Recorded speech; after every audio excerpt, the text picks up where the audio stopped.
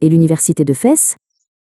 Au début du IXe siècle, la famille Al-Fihri, noble et profondément pieuse, quitta la ville de Kairouan, actuelle Tunisie, pour se diriger vers l'ouest.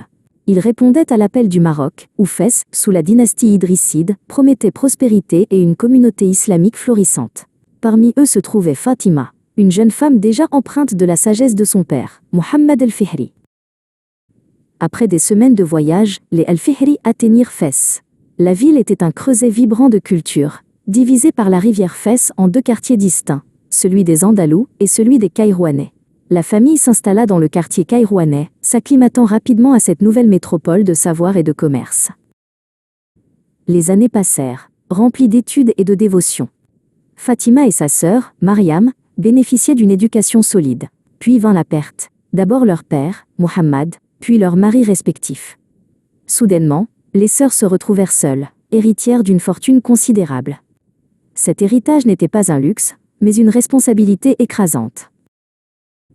Fatima médita profondément sur la meilleure façon d'utiliser sa richesse. Elle se souvenait des enseignements sur la sadaqa jariya, l'aumône continue, un don dont les bienfaits perdurent après la mort. Que pouvait-elle donner qui durerait des siècles et servirait la communauté de Fès tout entière? La réponse lui vint, claire comme l'eau, l'éducation. Le quartier kairouanais était en pleine expansion mais manquait cruellement d'un lieu de culte et d'études adéquat. Fatima identifia un terrain prometteur, le jardin de Hawtat ibn Haroun. Elle fit appel à un architecte local, Zaïd, pour lui confier sa vision. Elle ne voulait pas seulement une mosquée, mais un centre de savoir monumental. En l'an 859 de l'ère commune, la construction commença. Fatima posa elle-même la première pierre, puis fit un vœu solennel. Elle jeûnerait sans interruption, tant que la construction ne serait pas achevée.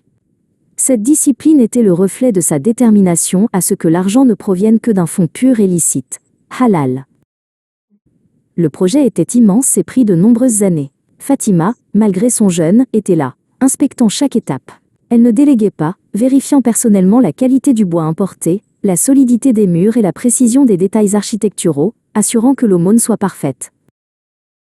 Enfin, la grande mosquée fut achevée.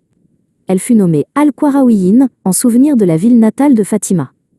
Lorsque la dernière tuile fut posée, Fatima rompit son long jeûne. Elle entra pour la première fois dans la structure imposante qu'elle avait financée, offrant la première prière de consécration. Al-Qarawiyyin dépassa rapidement le rôle de simple lieu de prière. Les savants et les étudiants affluent de toutes parts. Des cercles d'études se formèrent, et sous les auspices de la mosquée, la première véritable université du monde, offrant des diplômes en droit islamique, en médecine, en astronomie et en grammaire, prenait son envol. Plus de 12 siècles se sont écoulés, et l'université Al-Qarawiyyin est la plus ancienne institution éducative au monde encore en activité. Elle est un témoignage vivant de la vision, de la piété et de la persévérance de Fatima Al-Fihri. Son œuvre nous rappelle une vérité simple et puissante.